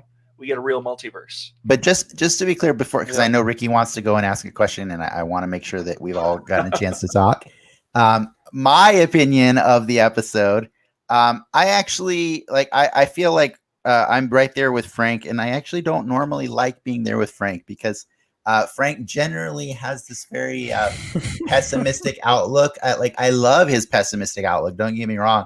It's why I like him on this show. It's because he usually keeps me grounded. When I want to go for the moon, you know, he brings me back and says, "Hey, Dennis, remember that they did this, and this." The normies. You know, no, I'm the one who says, "Remember the normies." That's me. That's me. He says, "Fuck the normies." So Mary F. Kill the normies. No. But I will say, like, I totally, fully agree with Frank in that I feel that Loki and Sylvie were robbed of the momentum that the show had throughout the previous 5 episodes, where it's all about them and it's all about their journey. To be fair, by the way, I found the section of the episode that has Mobius dealing with his problems with Ravonna, I found that to be far more compelling because it was two characters that we'd come to know and be interested in, and they were working their own stuff out without a third party that we've never met before in the show. So I was really enjoying everything that Mobius and Ravonna were doing because I was like, dude, this is pretty good acting, and this is tense, like there's betrayal, there's feelings, there's emotion going on. But with Loki and Sylvie, they're sitting in a chair watching a story be told to them for like 10 minutes. And I'm like, they're basically us. They're basically us just sitting there being like, who the hell is this guy? And again, he was on my bingo card. I obviously know who he is, but I am the guy who likes to advocate for the normies. And I feel bad when people who don't go read internet theories or don't get a chance to read the comics are presented with something that they had no chance of ever guessing, and they had no chance of really connecting with emotionally to what has happened. Do I think that it's going to age well? Hell yeah, it's going to age well. That's what they do. That's all they ever do. But I just feel like it wasn't a satisfying conclusion to the show called Loki. I accidentally called the show Kang earlier today when I was talking about it with Lindsay, because that's how I feel it turned into. It turned into the Kang show. I think you do have to look at it in that light, though, because again, this whole MCU is like it's its own thing. No one's doing what they're doing, and they subverted the Falcon and the Winter Soldier was a satisfying. They subverted that expectation of, we've talked about WandaVision, we talked about Falcon and Winter Soldier, where you don't need to watch those shows to get what was going on. Wanda's gonna be a Scarlet Witch. Falcon's gonna become Cap just by watching Endgame, basically. And granted, it was really cool to see their journeys to those moments. Wanda's gonna turn super almost evil by watching Endgame. You know what I mean? Like fair, but continue your point. Wait, Endgame? Endgame, I would say you can get a. She's some meme. Her and Hawkeye are having a nice tender moment by the lake, and that's the last time you see them together. I don't know. I watch and then she enslaves the whole city. Yeah. Yeah. But that aside, they're not. You don't need to watch them if you're not into the MCU as we all are. But this show is like kind of a big fuck you to that. Like, hey, we're gonna drop some bombshells in this show on the last episode, and you're gonna go watch the next thing that we put out. But they though? They didn't say the word Kang. They didn't let the character survive the episode. Mm-hmm.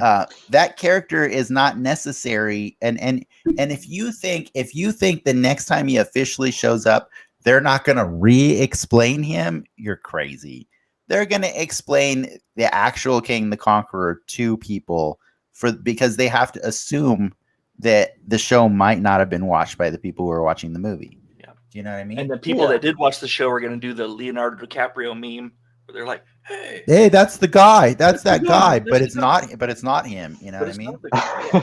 Yeah. Like, I guess that's also the side bet. Like, I'll bet you money that they're going to re-explain his origin when he shows up again.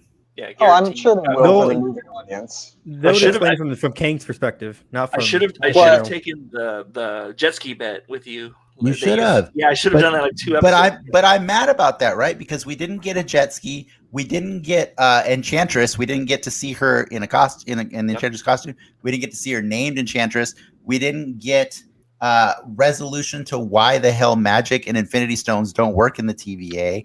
There was so many things that were set up in this season that had to be put on the back burner because an entire episode had to be devoted to making sure that you understood who this character was moving MCU forward. Show with the sequel over to season 2. Again, I'm not mad about that, but I'm saying like you didn't give me any of the nuggets that we were promised. Like, I'm not saying I wanted all the nuggets. I did want a jet ski. But usually like it's like Lost, right? Like Lost at least answers some questions before ending by creating new questions. This show ended by creating new questions without giving you any answers to old questions. that's frustrating. You know what I mean? Like, does that? I mean, what do you But, guys think about that? It actually did answer one question. Like, if I Okay. could jump in. Yeah. So, I had a question, and I've had this on my list for a couple weeks now. The significance of the pen. That's it. Yep. It gave me that answer. So, Hey, check this out from Clark. Thanks, Joe. As the usual glowing optimist, I actually agree with Frank and Dennis. At first, I was impressed they were taking on all time in reality, but then it just felt like setup instead of finale. I feel like they really sacrificed the story of Loki and Sylvie for the sake of setting up a bigger MCU storyline.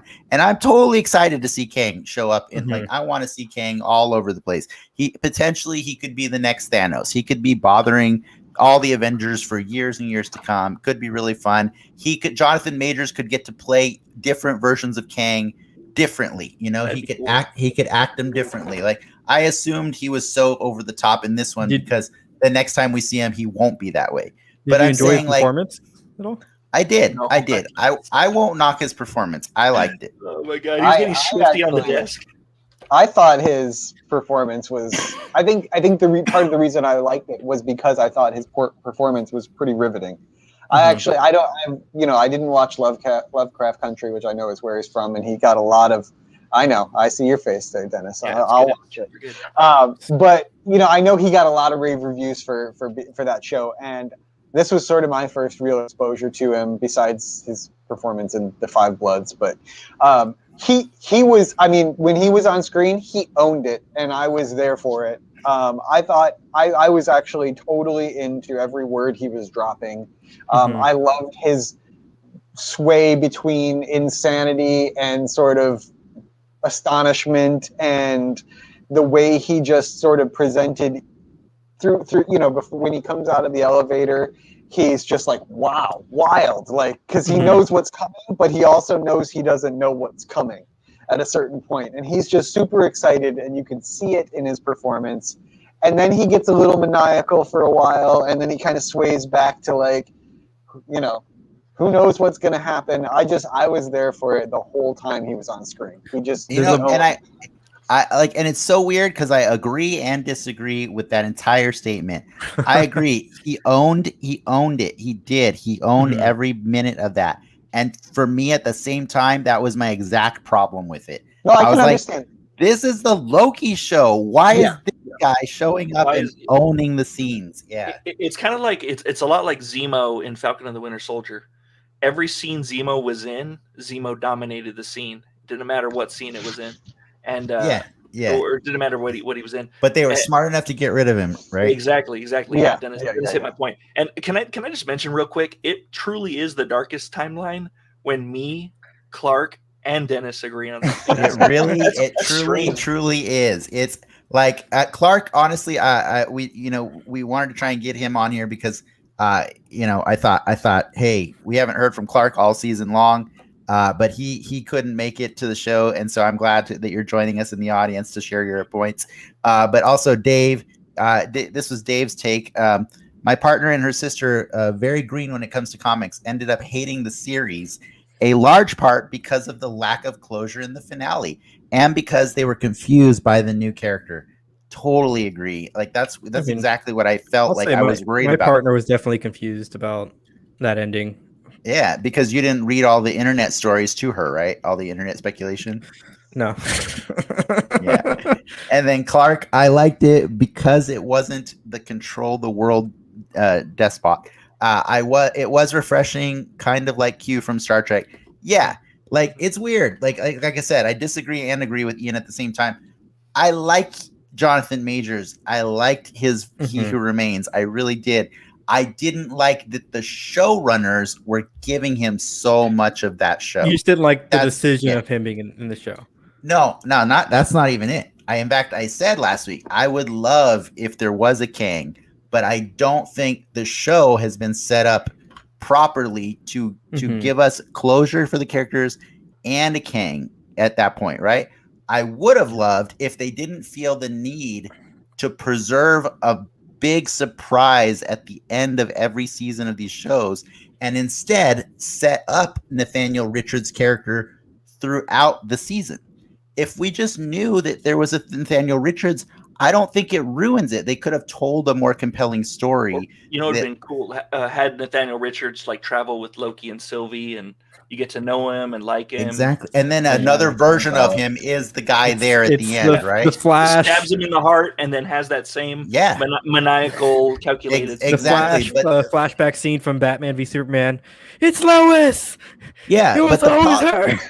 The problem with how they he's like, huh? I dreamt that. What? Exactly. The problem with how they've done it 3 seasons in a row now is they feel that they're being clever by hiding something very like fans have been predicting Kane all season long, right? But they've been hiding something that's obvious in a lot of ways, just for the sake of getting that shock value, that social media moment to like this week, right? And it's a disservice to the actual story that they tell. Like, there's no good reason that they couldn't have told us it was Agatha Harkness earlier in the season of WandaVision. We all knew it was Agatha. So like the fact that they waited until the last episode to explain her master plan and everything, that's just annoying because you don't want to see that stuff explained in the final episode of a story. You know what I mean? Yeah. No, they revealed her at the second to last episode, but then they explained her whole thing in the last one, didn't they? No, they finished the second to last episode with the song was episode 8. Yeah. No, the song was episode 7. 7. Oh, was and it? Then it ended with the song, and then the next episode, you're right. You're right. Actually saw what her whole plan was. 8's the flashback, and the second to the last was the flashback. Yeah, and then likewise, like Sharon being the power broker, guys. Oh, that shit was dumb. See, that's what I'm saying. Like, that's dumb. Because it was so like you called it. Like this was totally. You kind of figured out after last episode what was kind of going to happen with all the little Kang nuggets in the wasteland, but it's a little bit of left field. I appreciate them for going there with it. Like that's a good take. Like you can either embrace it and say, hey, they went in a completely different direction that the people watching the story would have been satisfied to see. You can enjoy that. That's fine. And all we're doing is saying we didn't enjoy that because I think I said it before. Like I'd rather Marvel take chances and fail completely than give us the CG lasers from the ceiling battle at the end. I'd rather see them miss because I know they can recover from a miss fairly easily in the next thing that they do. Yes, yeah, and that's why I don't mean to sound salty, and I'm not even trying to convince Ian or Ricky that they're wrong for liking it. That they're completely 100% wrong. That they are undeniably 100% incorrect. Oh man, I think we're back in the correct timeline because now I don't agree with Frank. But this leaves the door open for the next show, right? Whatever. What say Miss Marvel, right? Is it the unexpected I believe it's Miss Marvel, but I could be wrong. No, Hawkeye's. I think Hawkeye's might be next, but it could be Miss Marvel. But the unexpected is on the table. Those left field decisions, left field turns are definitely in the cards, especially, I think we were joking like how the last episode of Falcon Winter Soldier, like where the hell is Spider-Man? Obviously there's contract reasons why that was not a thing. Oh man, that was my question in Defenders as well too. Defenders, where the fuck is Spider-Man? Every time stuff's in New York, I'm like, why is Spider-Man not swinging in? Where was Doctor Strange? But this is kind of like a reminder, like, hey, we can flex our star power here a little bit and pull some wild cards, and I like that. I like knowing that that's on the table always. Yeah, and that's fair. Like I with all the bitterness that I have in my tone today, I do fully acknowledge. I fully acknowledge that there will be a time where I can look back at this episode and be very comfortable with what they've done. Like I was telling Frank earlier today, dude, it took me 11 years to finally actually really like Captain America, the First Avenger. I like that movie a lot more now because of all the ways it's aged well. I still don't like the first Thor 1 and 2. Like screw those movies. But one day, you can't argue that they're not doing their damnedest to make those better. Macro. Those better. they're Like, working when- their ass off to legitimize Dark Yeah, World. at least the Dark World. They're trying really hard to make the Dark World a better movie. You know, yeah. To be honest, Frigga I think is the best part of Dark World. Or Frigga, or she Oh, yeah. Freya? Frigga is Yeah. absolutely the best part of that movie. Yeah, for sure.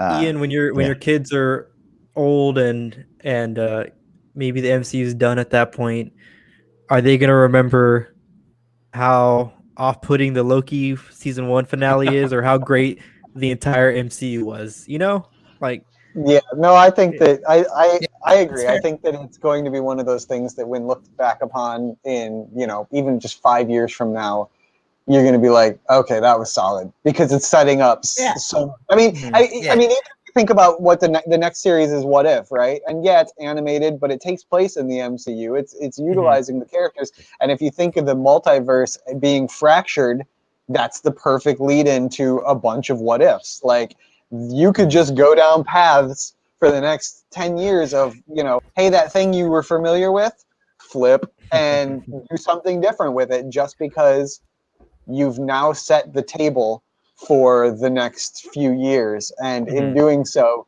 you've allowed them more creative freedom to stray from what is the sort of the MCU template, which is we have to sort of follow this set till the end. Now you have the freedom to just put a movie out that's wild and weird and doesn't necessarily play into anything and just be like, oh, it's a multiverse. Like, you don't have to have it tie in completely because of the way that allows you to break free of the standard mold that they've set for years. Yeah, for sure. And like, I do agree with what Clark was just saying, is that overall he still likes the series, like it can survive a weaker finale. And I do agree, the journey, like I thought it was kind of meta that He Who Remains actually says, hey, the journey is important, I appreciate way to that remind us. Yeah, because I was like, yeah, you better remind me that because I'm not enjoying what I'm getting right now. But you're right, sir. The journey to get here was freaking awesome. Like, that was a really fun ride. And I know, like, just like I watched Lost for the first time like 2 or 3 years ago, and every stupid cliffhanger, I was like, oh man, that would have sucked to have to wait a year for that. And then I just watched the next episode. You know what I mean? So, like, yeah, to back to like Ricky's question to Ian, when your kids watch it, as pissed off as they might be, they can then go to Disney Plus and watch the next thing completely resolves it. And in that case, for sure, it's going to be better. This is just us being cranky because we know how long we have to wait for the next thing. You know what I mean? So it's fair. It's all good. We're running a little late on the show, but I do think we need to do 2 things. One, incest kiss. Come on. Like, that was, we got the incest kiss. I wasn't Should've expecting put on the that. bingo. I didn't think they were going to do that. Yeah. I thought they were going to piss you out at the last minute. Whether or not it was deserved, I'm like, you did it, guys. There's no going back from that. Yeah. Was it an actual kiss or was it a deception? Oh, it was a total deception. But I mean, it was, she still put her she tongue in read his mouth. Yeah, didn't she read the room. She knew what she was doing. Somebody stole the Game & Watch, right? During the kiss? She did. She stole it. Yeah. She stole it and then pushed him out a door. It looks like a Game & Watch to me. Neil Gaiman. Yeah. And then I do have to ask, because we got to cut out really quick. But you guys, where do you see this going? I mean, we kind of already touched on it, but I give you one last chance to give your predictions. Go, Frank. Oh no. They're gonna do a heartfelt, attention-getting intro. They're gonna explain the plot, big CG spectacle, and then they're gonna shove future projects up our butts. That's fairly accurate. Yeah, that's a very frank answer. Yeah, Ian, and you will still enjoy watching them, right, Frank? Oh yeah, I'll lap it up. I'm their bitch. I'm their bitch forever. Ian, what about you? I obviously with the way that they finished the episode, like, it sets up a lot of stuff for the movies and stuff. But if I just looking at the way they finished out with the TVA stuff and Loki and Sylvie's sitting in the Citadel with a dead body, but obviously she's The House of Ideas. Yeah, the House of Ideas. She's sitting in there with a dead body, and she's going to have some time to think, and she's got some power with the Game and Watch, and so she's going to step into that Enchantress role with a lot of power, which I think will carry over. On the TVA side, we had Mobius and Hunter B-15 watching the timeline from the TVA we know. And the other one too, right? Oh man! And then the other one. So I could see them setting up a sort of conflict between those two versions of the TVA. One trying to sort of rectify and bring things back, and one that sort of the second version that we saw, where he is in charge, being basically running with his plan and trying to move forward. Wherever Kang or whoever is. In charge in that version, sort of pushing forward their agenda. So I see season 2 going down more of a TVA versus TVA conflict and playing around with those ideas a little bit more. I do have a thought on that one, but I want to hear Ricky first. I mean, I kind of agree with Ian in the sense that I think the Loki specific stuff I like the idea of a Loki returning back to the TVA with the hindsight of knowing the benefits of what they could offer. Granted, they're in the Kang universe now, so I'd be curious to see how he either Loki's his way up back into good graces with the TVA, to try to take it down from the inside. But I guess take it down is probably the wrong word, but how to manipulate it to get it back to where it should be. How to walk with the system in order to gain the system. Exactly. Yeah. And then in our audience, Dave was pointing out he'd like to see the return of the other Lokis, and because also more random Lokis causing mayhem because toys. And then Clark was also saying he wants an entire episode dedicated to Alligator Loki. Ian, my thought as I was listening to you describe it is I was picturing, they could be setting up. What if to change things up, they set up an actual war next season? Wouldn't that be interesting to see, for some reason, some contrived World War I style foxhole, no man's land kind of situation where on one side of the trenches you have Mobius and Hunter B-15 and their entire army of Minutemen, and they're just, really tired and worn out and ready to go fight. And on the other side of the trenches is Mobius and Hunter B-15 and all of the other Minutemen, and they're both just having compelling stories happening. And they're just fighting each other. That would be really ridiculous. You got a Mobius with bandages and a flute, and he's all. Yeah, I think it would be ridiculous, but it would also be amazing because if you think about, there's some good actors on that show, and it would give every one of them a chance to play multiple versions of their characters, which just as an actor that's got to be one of the most attractive, things to jump on. You get to do what you want and create these various versions of, and same with Jonathan Majors, you get to do multiple versions of your characters and put any spin you want on them. So I think I can't wait to see Owen Wilson playing the by the system guy and the freedom fighter. That's a lot of room to grow for an actor.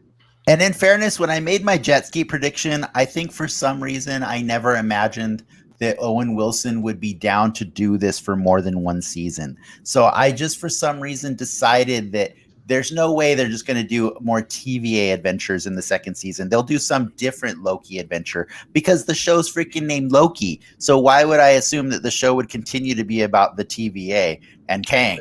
You know what I mean? I just thought that we could do different Loki things every season. I think we thought that the TVA would be usurped. Done, wrapped up. Yeah, exactly. And I'm not mad. I'm not mad to be wrong about that, but I will amend my prediction to say whenever the TVA is done on this show, whenever this show is done, at least by then, I better get a damn jet ski, okay? As long as Owen Wilson wants to keep doing this show, I am not mad. I freaking love him. He is the best he's ever been. Still never said wow. He'll say wow when he gets the jet ski. Every other rhyming word. Yeah. But what would be great? What I would want more than a jet ski is when they have their last moment, whatever the big Avengers movie is going to be. When they do the on the left cap thing, he rides in on a jet ski into And battle. says, against- wow. He's like, wow. Oh, Yeah, Yeah. when Namor floods Wakanda, Yeah. you know who's He gonna just be on rolls the up. jet He's ski. like, And he Avengers, saves the day. wow. Yeah.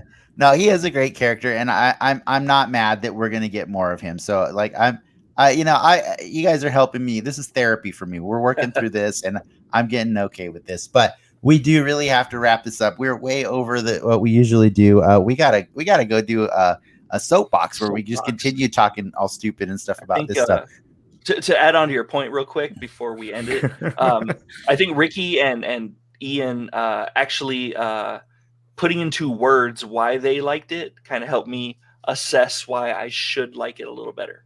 Yeah, I agree. That's why I said this was That's definitely fair. therapeutic. This was therapeutic for me. Everyone else that I've asked that has the point of liking it is all I don't know. I felt it in my jellies that I should like it. And I'm like, It was a feeling. that doesn't help. Okay, yeah, it was a feeling. It was a They presentiment. told me I was supposed to like it because it was an MCU project, so I have to. Yeah. Yeah, Lord it's fair. Marvel said to like it. Lord Marvel. I know I'll like it later. It's okay. It's fine. But I do want to say thanks to Ian Jones for coming to our show once again, and in a pinch too. That was awesome. Glad to be here. You know, you can feel free to let people know anything you got going on or where you want people to find you, or not. If you just want to be a recluse, that's cool too. No, just like last time. If you find me, and you did good. Like, congrats to you. You win. I'll find a prize that I can find something around this house. You got a Lego figure? I got one. Cool. You win. Well, as always, you can find us doing all kinds of weird stuff. I think Ricky's on Ricky the Nerd. Frank's just riding our coattails, and you can find me doing all kinds of fun stuff on Gen X Media at most social media outlets. Doing toy photography in some places like Instagram, TikTok kind of thing. Doing other stuff. Going to be doing talking head stuff. Just going out there and sharing my opinion about all these random things like Loki or Galactus HasLabs, all that stuff. You can just find us, Gen X Media, Facebook, Instagram, a billion things, Twitter. Patreon. But yeah, Patreon is the most important one, which is what I was I was about to go there. But I do want to say, and thanks to our patrons, which Ian is one of hey, if you pay, we're not promising, but you might get to be on the show. By might, we To definitely. me, it happened. It definitely will be. It happened to him. His dream came true twice, guys. Just saying. Twice. Yeah, twice. But we do appreciate you for supporting our growth, and just to our audience in general for tuning in. If you had fun, please remember to, what is it, Frank? What do they need to do? They need to roll over that subscribe button and that like button as if they were Big Wheel. Yes, as they were Big Wheel. And then just one last thing, because we want to let you know what we're going to be doing next week, since Marvel shows are done for about 4 or 5 weeks, something like that. Next week, we're going to be doing something crazy, just way out of left field, just like Loki does. For our Marvel podcast show, we're actually going to read some Marvel comic books. So yeah, it's going to be weird. We're going to go read issues 1 through 12 of Next Wave, written by Warren Ellis. I know that's a touchy subject, but I've heard really good things about this comic. I want to read it. Touchy. And so Rick, I said touchy, not touching. Oh. So Frank and Ricky and possibly whoever we get on this show, that's gonna be our homework for this week. So if that's weird, apologies, but at least there's a soapbox where we'll just get really weird afterwards. But yeah, we promise to be back talking about MCU stuff in a few weeks. I'm pretty certain a Spider-Man trailer's coming soon, right? Now that Loki's done. I'm Definitely with Black Widow. With Black Widow for sure. Once that releases, we're getting Spider-Man. Yeah, for sure. All up on it.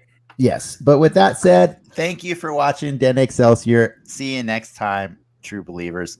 Enough said.